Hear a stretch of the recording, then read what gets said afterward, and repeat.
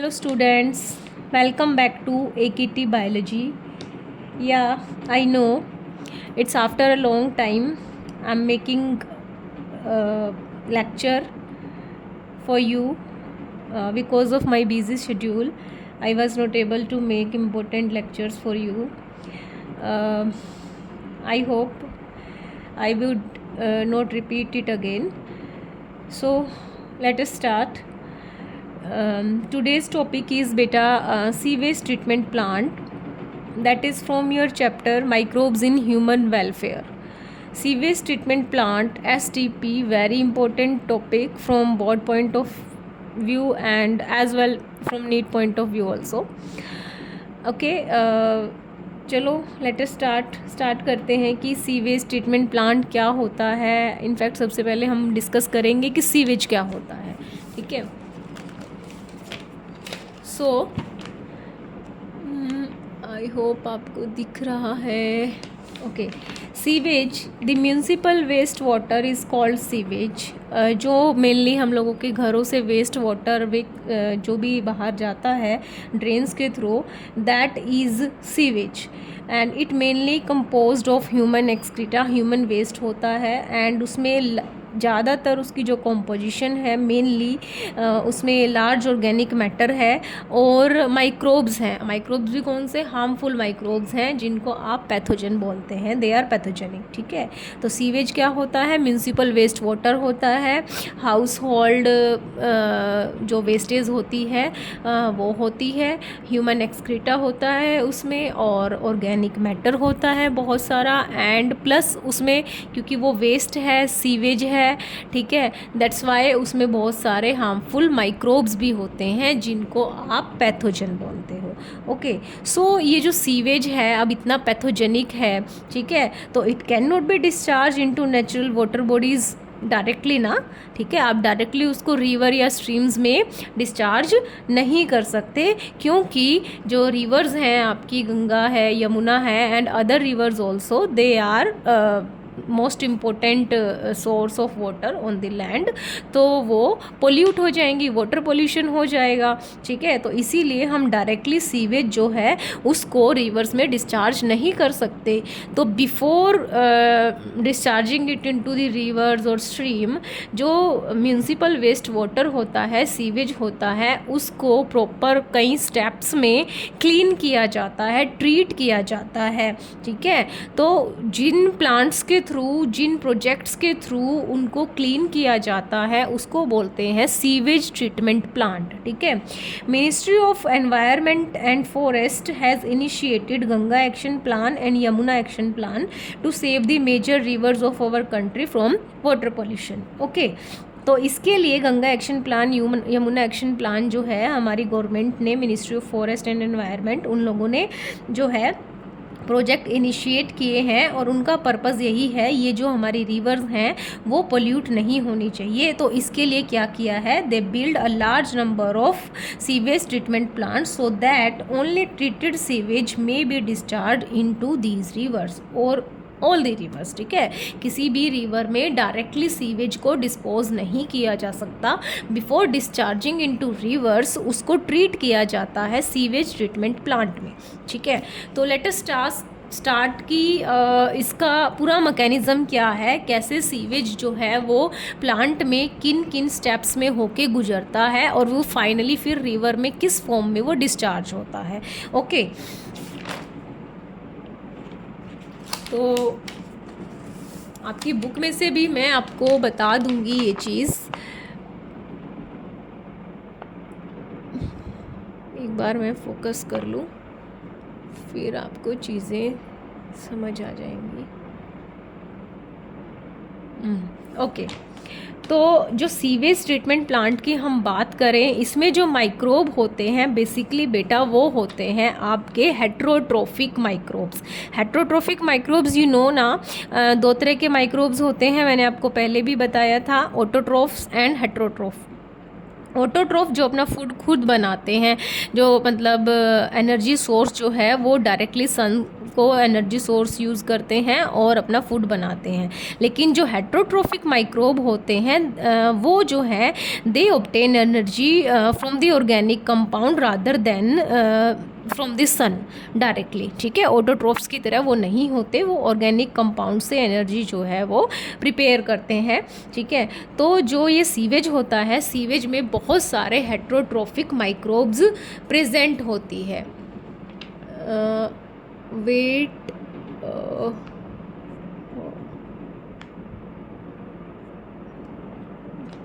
तो sewage treatment plant जो है, अगर हम स्टार्टिंग कहें इस टॉपिक की कैसे होगी, बेसिकली आप इस सीवेज ट्रीटमेंट प्लांट को 2 पार्ट्स में हम डिवाइड कर सकते हैं, primary treatment and secondary treatment. Primary treatment जैसे इसका नेम सजेस्ट कर रहा है ये पहले होगा, सेकेंडरी ट्रीटमेंट ये बाद में होगा। दूसरा, प्राइमरी ट्रीटमेंट को आप फिज़िकल ट्रीटमेंट भी बोल सकते हो। फिज़िकली जो है वेस्ट जो है उसके कुछ पार्ट्स को फिज़िकली रिमूव किया जाता है। ठीक है, इसीलिए इसको फिज़िकल ट्रीटमेंट भी बोलते हैं। सेकेंडरी ट्रीटमेंट जो है उसको बायोलॉजिकल ट्रीटमेंट भी बोलते हैं, बिकॉज उसमें कुछ ना कुछ बायोलॉजिकल चीज़ें यूज़ होंगी जो हम डिस्कस करेंगे। Then I will tell you living biological, biology means living, है ना, तो कुछ ना कुछ लिविंग माइक्रोब्स का उनमें यूज़ होगा। ठीक है, दैट्स वाई वो बायोलॉजिकल ट्रीटमेंट भी कहलाता है। तो प्राइमरी ट्रीटमेंट के 2 इनिशियल जो स्टेप है that is filtration and sedimentation. Filtration मतलब जैसे ही सीवेज आया, जैसे आपको इसमें दिख रहा होगा पिक्चर में, 1 मिनट बेटा, 1 मिनट।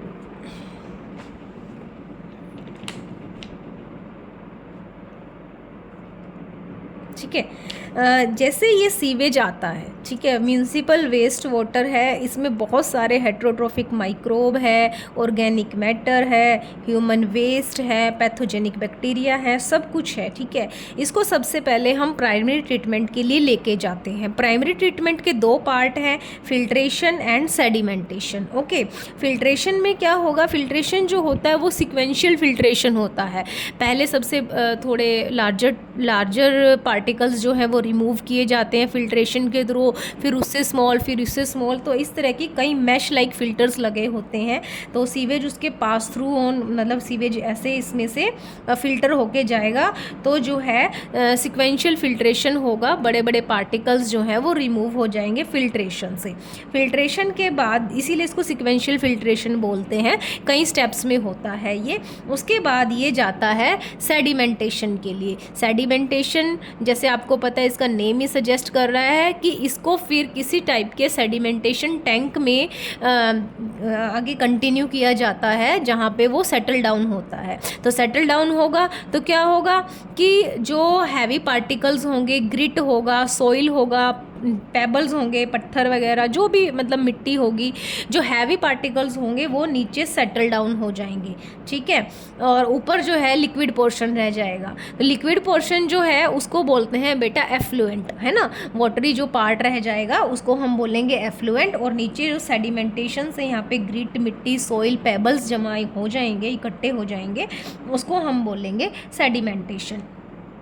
ठीक है, अब ये जो, क्योंकि फिल्ट्रेशन और सेडिमेंटेशन जो है वो आपके प्राइमरी ट्रीटमेंट का पार्ट है, तो इस सेडिमेंटेशन के बाद जो यहाँ पे ये जो सॉलिड पार्टिकल इकट्ठे हुए हैं, जिसमें मिट्टी है, सॉइल, ग्रिट, पेबल्स, ये सब जो इकट्ठे हुए हैं, इसको बोलते हैं प्राइमरी स्लज। ठीक है, बिकॉज ये प्राइमरी ट्रीटमेंट की स्लज है। फिजिकल ट्रीटमेंट के टाइम ये जो सॉलिड वेस्ट यहाँ पे इकट्ठा हुआ है इसको बोलेंगे प्राइमरी स्लज। ओके, और ऊपर जो लिक्विड है वो है एफ्लुएंट, और प्राइमरी ट्रीटमेंट का है तो वो प्राइमरी एफ्लुएंट। फिर ये प्राइमरी एफ्लुएंट जो है इसी की कंटिन्यूएशन है ये, यहाँ पे प्राइमरी एफ्लुएंट है, और ये जो है और जो भी सॉलिड वेस्ट है वो नीचे इकट्ठा हो गया है। और प्राइमरी एफ्लुएंट जो है यहाँ पे जो ये लिक्विड है अब सेकेंडरी ट्रीटमेंट के लिए जाएगा। ठीक है, तो प्राइमरी ट्रीटमेंट में हमने क्या किया, फिल्ट्रेशन की, फिल्टर होके नीचे आया, फिल्टर के बाद सेडिमेंटेशन की, जिसमें क्या किया, heavy particles, soil, grit, pebbles वगैरह को सेटल डाउन कर दिया। ठीक है, जो नीचे सेटल डाउन हो गए हैं वो क्या बनाएंगे, प्राइमरी स्लज, और ऊपर जो वाटर है, एफ्लुएंट है, वो प्राइमरी एफ्लुएंट है, या आपको सिंपली एफ्लुएंट भी बोल सकते हैं।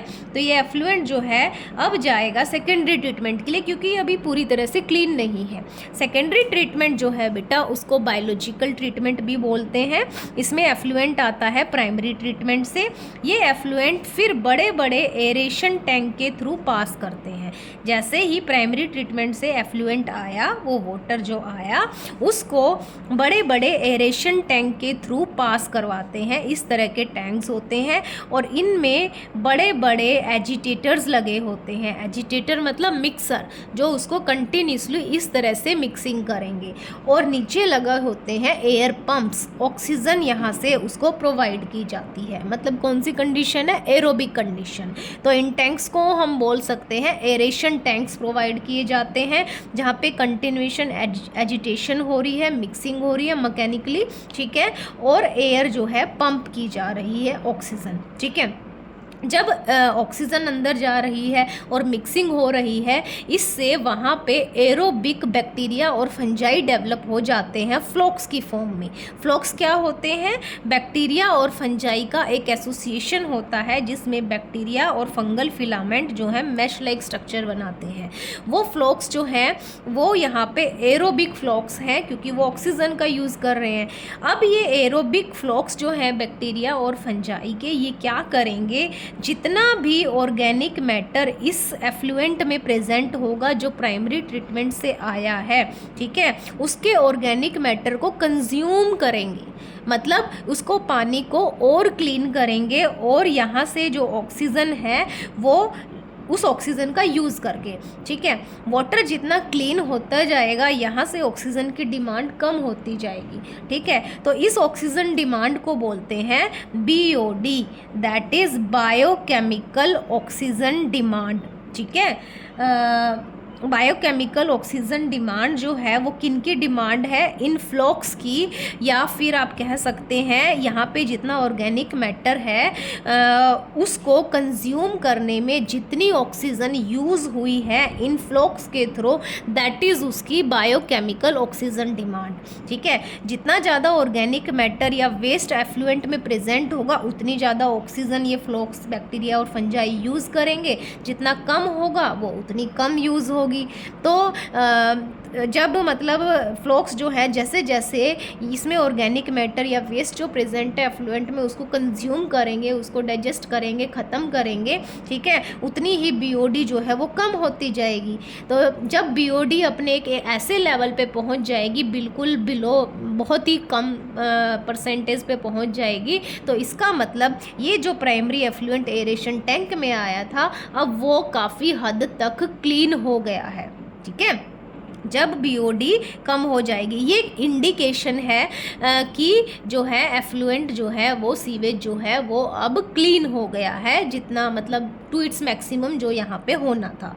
ठीक है, तो यहाँ पे हम कह सकते हैं कि BOD is a measure of organic matter present in the water. ठीक है, ये क्वेश्चन भी आ जाता है बोर्ड में, कैसे BOD जो है मेज़र है ऑर्गेनिक मैटर का जो वाटर में प्रेजेंट होता है। तो greater the BOD of the waste water, more it is polluted. Okay, तो जितनी ज़्यादा BOD यूज़ होगी इन फ्लोक्स के थ्रू उस ऑर्गेनिक मैटर को कंज्यूम करने में, उतना ही वाटर पोल्यूटेड होगा। क्वेश्चन आ सकता है, जैसे फॉर एग्जांपल आपको दे देंगे कि आपके पास ड्रेन का वाटर है, फिल्टर वाटर है और रिवर का वाटर है। ठीक है, तो सबसे ज़्यादा BOD किस में लगेगी? ठीक है, इस वाटर को क्लीन करने के लिए ऑब्वियसली ड्रेन का वाटर सबसे ज़्यादा डर्टी होगा, सबसे ज़्यादा पैथोजेनिक होगा। ठीक है, ऑर्गेनिक मैटर भी उसमें ज़्यादा होगा, तो उसमें उसकी BOD सबसे ज़्यादा होगी देन रिवर की। और फिल्टर वाटर तो क्लीन होता है, उसमें कम ही ऑक्सीजन लगेगी, तो वो क्या, उसकी लोएस्ट होगी BOD। ठीक है, तो यहाँ पे जो है BOD is a measure of the polluting potential of the water. तो जैसे ही BOD जो है अपने एक मार्क तक कम हो जाएगी, फिर ये एफ्लुएंट जो है यहाँ से जो प्राइमरी ट्रीटमेंट से आया था वो क्लीन हो गया। ठीक है, अब वो जो क्लीन हो गया है वो क्लीन हो के क्लीन होकर फिर हम उसको भेजते हैं सेटलिंग टैंक में, जहाँ पे जाके ये सेटल हो जाता है। सेटल मतलब कि उसका जो हैवी पार्टिकल्स है, मतलब इसमें क्या थे, फ्लोक्स थे ना यहाँ पर, तो बैक्टीरिया और फंजाई। ठीक है, वहाँ पे जाके वो बैक्टीरिया फंजाई के फ्लोक्स नीचे सेटल डाउन हो जाएंगे, और जो ये वाटर क्लीन हो गया था प्राइमरी एफ्लुएंट, नाउ हम इसको नाम दे देंगे secondary effluent. Why secondary effluent? एक तो ये सेकेंडरी ट्रीटमेंट में बना है, दूसरा अब ये क्लीन हो गया है, प्राइमरी का ट्रीटमेंट होके वो सेकेंडरी एफ्लुएंट में कन्वर्ट हो गया है, और जिन बैक्टीरिया और फ्लोक्स, जो फ्लोक्स थे बैक्टीरिया और फंजाई के, वो नीचे सेटल डाउन हो गए हैं सेटलिंग टैंक में। ठीक है, अब ये वाली जो स्लज है सेटलिंग टैंक में जो सेटल हुई है, इसको हम बोलेंगे एक्टिवेटेड स्लज या सेकेंडरी स्लज। सेकेंडरी ट्रीटमेंट की ये स्लज है, दैट्स वाई सेकेंडरी स्लज, और एक्टिवेटेड स्लज हम इसको बोलेंगे। हम इसको एक्टिवेटेड स्लज क्यों बोलेंगे? बिकॉज इसमें जो फ्लोक्स है बैक्टीरिया और फंजाई के, they are active, they are live. ठीक है, और यहाँ पे जो प्राइमरी ट्रीटमेंट के सेडिमेंटेशन से जो प्राइमरी स्लज आपकी बनी थी यहाँ पर, ठीक है, ये एक्टिवेटेड स्लज नहीं है, क्योंकि इसमें तो पत्थर हैं, ग्रिट है, सॉइल है, इस तरह का फिजिकल मटेरियल जो है यहाँ पे प्रेजेंट है, और यहाँ पे बैक्टीरिया और फंजाई के फ्लोक्स हैं, that's why it is activated sludge. वो लाइव बैक्टीरिया फंजाई हैं, एंड ये प्राइमरी स्लज है, ये सेकेंडरी स्लज है।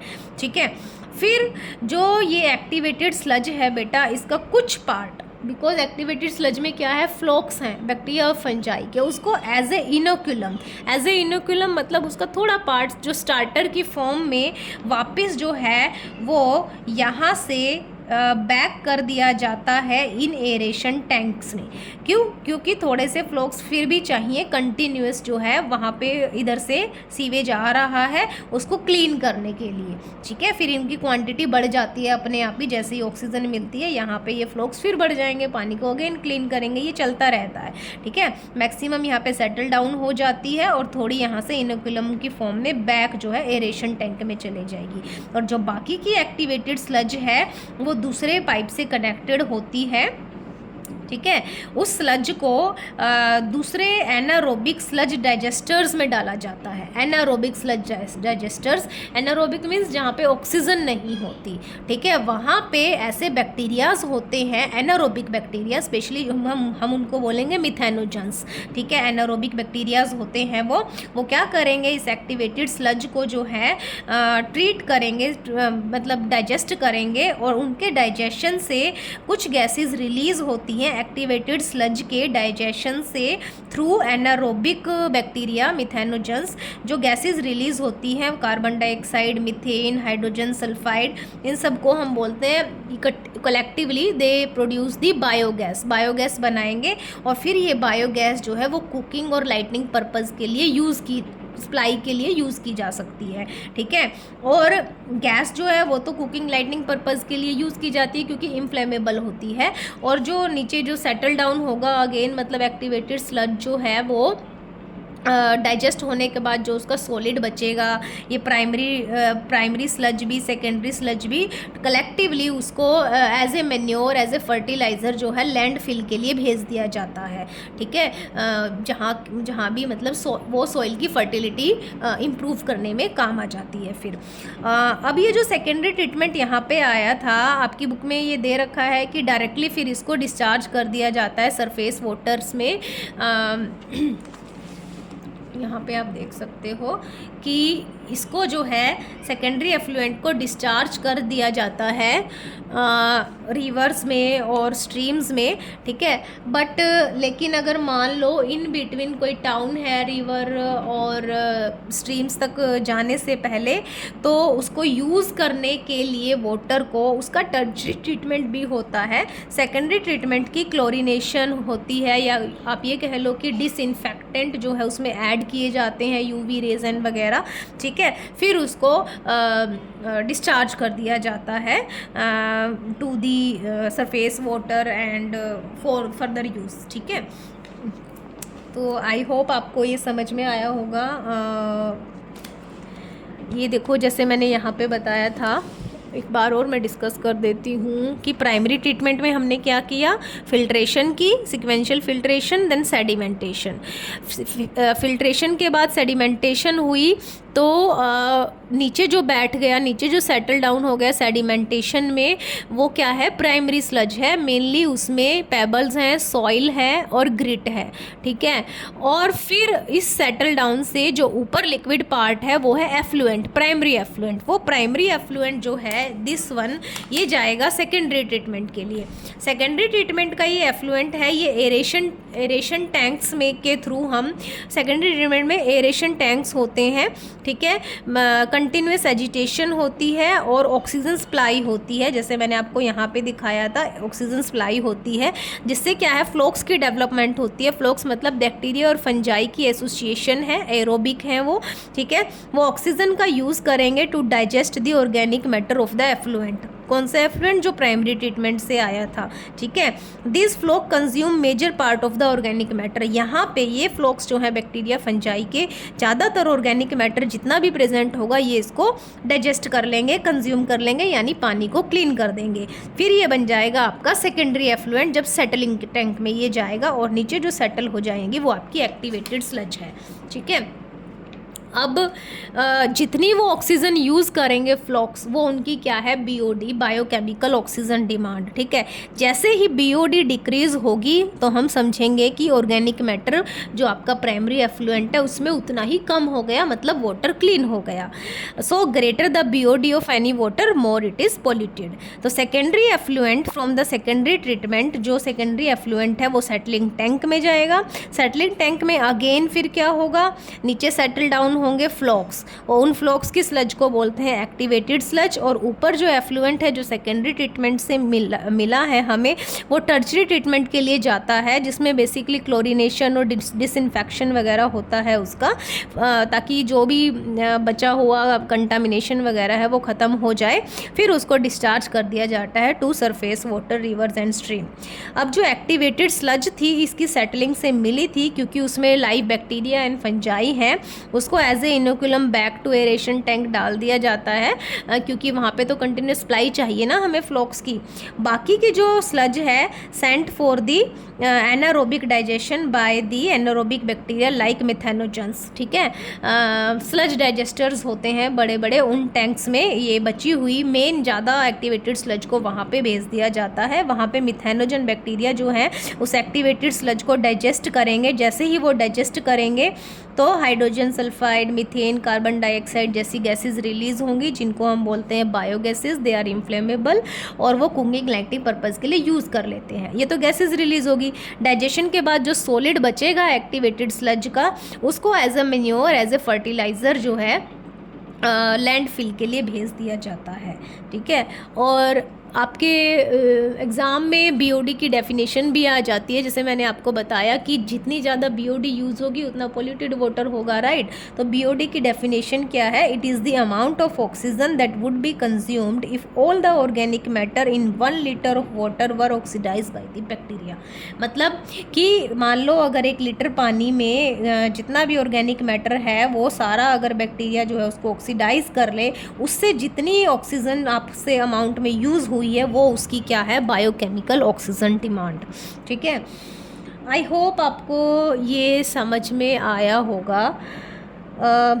मैंने थोड़ा सा स्पीड में और इस तरीके से समझाया है, बट फिर भी एक बार मैं आपको लाइव ये चीज़ बना के दिखा देती हूँ। जैसे कि ये सीवेज आया, दोबारा से एक मैं रफ़ ड्राफ्ट बना रही हूँ, क्योंकि कई बार मैं कहीं कहीं सेटिस्फाइड नहीं होती, तो मैं आप लोगों को देखो, यहाँ से सीवेज आया, ठीक है, सीवेज म्यूनिसिपल वेस्ट वाटर, ठीक है। ये फिर जाएगा प्राइमरी ट्रीटमेंट के लिए। प्राइमरी ट्रीटमेंट में इसकी सबसे पहले होगी फिल्ट्रेशन, ठीक है। फिल्ट्रेशन में बड़े बड़े पार्टिकल्स जो हैं, पेपर है, जो भी चीज़ें हैं वो फ़िल्टर आउट हो जाएंगी। सिक्वेंशियल फ़िल्टर होगी, स्टेप्स में लगे होते हैं फ़िल्टर। फिल्ट्रेशन के बाद ये जाएगा सेडिमेंटेशन के लिए, सेडिमेंटेशन मतलब सेटल डाउन होने के लिए बड़े आगे टैंक्स लगे हुए हैं जहाँ पे ये लिक्विड आया, ठीक है। नीचे जो है मोटे पार्टिकल्स जो है, सॉइल है, ग्रिट है, पेबल्स हैं, वो सब नीचे सेटल डाउन हो जाएंगे, ऊपर लिक्विड पार्ट रह जाएगा। Got it. जो नीचे सेटल डाउन हो जाएगा, पेबल, सॉइल, ग्रिट, इसको आप बोलोगे प्राइमरी स्लज, ठीक है। और जो ऊपर लिक्विड है ये आपका एफ्लुएंट है, सिंपली एफ्लुएंट, ठीक है। आप इसको प्राइमरी एफ्लुएंट भी बोल सकते हैं क्योंकि ये प्राइमरी ट्रीटमेंट का पार्ट है। इतना ये आपका प्राइमरी ट्रीटमेंट है। फिर प्राइमरी ट्रीटमेंट से जो एफ्लुएंट आपको मिला है ये जाएगा बेटा सेकेंडरी ट्रीटमेंट के लिए। तो ये क्या हुआ, फिजिकल रिमूवल ही हुआ ना, फिल्ट्रेशन हुआ, सेडिमेंटेशन हुआ, इसमें कोई बायोलॉजिकल ट्रीटमेंट तो हमने दिया नहीं ना, कोई भी लिविंग ऑर्गेनिज्म तो हमने इसमें यूज़ नहीं किया। तो सेकेंड, इसीलिए इसको फिजिकल ट्रीटमेंट भी बोलते हैं। और सेकेंडरी ट्रीटमेंट जो है इसको हम बायोलॉजिकल ट्रीटमेंट भी बोलते हैं। रीज़न मैं अभी आपको दोबारा बता दूंगी। सेकेंडरी ट्रीटमेंट का एफ्लुएंट जो है, फिर ये जो लिक्विड है ये पानी है, ठीक है, ऊपर वाला पोर्शन जो है ये सेकेंडरी ट्रीटमेंट के लिए जाएगा, ठीक है। ये एफ्लुएंट आया, प्राइमरी एफ्लुएंट, ठीक है। ये एफ्लुएंट फिर बड़े बड़े एरेशन टैंक्स में जहाँ पे कंटिन्यूअस जो है ऑक्सीजन की सप्लाई हो रही है और बड़े बड़े उसमें एजिटेटर्स लगे हुए हैं, मिक्सिंग हो रही है, ठीक है, ये इसमें आ जाता है। ये इसमें आ गया क्योंकि बार बार मिक्सिंग हो रही है, ऑक्सीजन की सप्लाई हो रही है, तो यहाँ पे क्या बन जाएंगे, आपके फ्लोक्स बन जाएंगे। उन फ्लोक्स को बोलते हैं बेटा, वो बैक्टीरिया और फंजाई के फ्लोक्स हैं जिसमें बैक्टीरिया और फंजाई के फिलामेंट्स जो हैं वो एसोसिएशन में रहते हैं और दोनों मिल के इस प्राइमरी एफ्लुएंट को क्लीन करते हैं ऑक्सीजन का यूज़ करके। जितनी वो ऑक्सीजन यूज़ करेंगे, ठीक है, वो उसका पॉल्यूटिंग पोटेंशियल बताएंगे वाटर का। जितना ज़्यादा ऑर्गेनिक मैटर होगा इस एफ्लुएंट में उतनी ज़्यादा उसकी ऑक्सीजन यूज़ होगी। तो वो क्या है, उसकी बायोकेमिकल ऑक्सीजन डिमांड, ठीक है। तो directly biochemical oxygen demand is a measure of the organic matter present in that water, ठीक है। More the BOD more polluted water is, ठीक है। तो यहाँ पे वो उसको क्लीन कर लेंगे और जब तक BOD बिल्कुल लेस हो जाती है तब तक ये प्रोसेस चलती रहती है। फिर ये क्लीन हो जाता है। जब ये क्लीन हो जाता है फिर इसको अगेन सेटलिंग टैंक में भेजा जाता है, ठीक है। किसको, प्राइमरी ये अब जब ये सेटलिंग टैंक में आएगा ना, प्राइमरी वाला क्लीन होके नीचे जो सेटल डाउन हो जाएगा वो क्या है, activated sludge. Why activated sludge, क्योंकि इसमें सेटल क्या हो रहे हैं, आपके बैक्टीरिया और फंजाई के फ्लोक्स सेटल डाउन हो रहे हैं। ऊपर जो है वो क्लीन वाटर है, इस वाले से बेटर क्लीन वाटर है, तो इसको हम बोलेंगे सेकेंडरी एफ्लुएंट। Got it. अब ये जो सेकेंडरी एफ्लुएंट है it will directly discharge into reverse और स्ट्रीम्स। कई जगह पे सेकेंडरी एफ्लुएंट जो है ये भी बताया गया है, जैसे आप हायर लेवल पे जब आप स्टडी करोगे कि सेकेंडरी एफ्लुएंट जो है वो वहाँ पे रिवर्स और स्ट्रीम में डिस्चार्ज करने से पहले टर्शरी ट्रीटमेंट के लिए जाता है। टर्शरी ट्रीटमेंट मतलब उसकी क्लोरीनेशन वगैरह होती है, डिसइंफेक्टेंट वगैरह उसमें ऐड किए जाते हैं to make it very very very less contamination free, और बिल्कुल मतलब और भी बिल्कुल क्लीन हो जाता है ये सेकेंडरी एफ्लुएंट से भी, ठीक है। अब क्वेश्चन उठता है कि ये जो एक्टिवेटेड स्लज है और ये प्राइमरी स्लज है, इनका क्या होता है। प्राइमरी स्लज जो है, बिकॉज मैंने आपको बताया था, क्योंकि इसमें ग्रिट होती है, पेबल्स होते हैं, सॉइल होते हैं, ये तो लैंडफिल के लिए चली जाती है, ठीक है। ये कनेक्टेड होती है एक पाइप से जिसको लैंडफिल के लिए मिट्टी में दबा देते हैं, कहीं जहाँ पे ज़रूरत होती है वापस वहीं पे चले जाते हैं, क्योंकि इसमें मिट्टी ही होती है ज़्यादातर। और एक्टिवेटेड स्लज जो है, क्योंकि इसमें एक्टिवेटेड स्लज है ये, तो इसमें बैक्टीरिया और फंजाई हैं वो लाइव हैं, ठीक है। इसको डाइजेस्ट करने के लिए बड़े बड़े स्लज डाइजेस्टर्स में डाला जाता है। कौन से स्लज डाइजेस्टर्स, जो एनारोबिक होते हैं, मतलब ऑक्सीजन नहीं होती, इनमें बैक्टीरियाज होते हैं मिथेनोजेंस।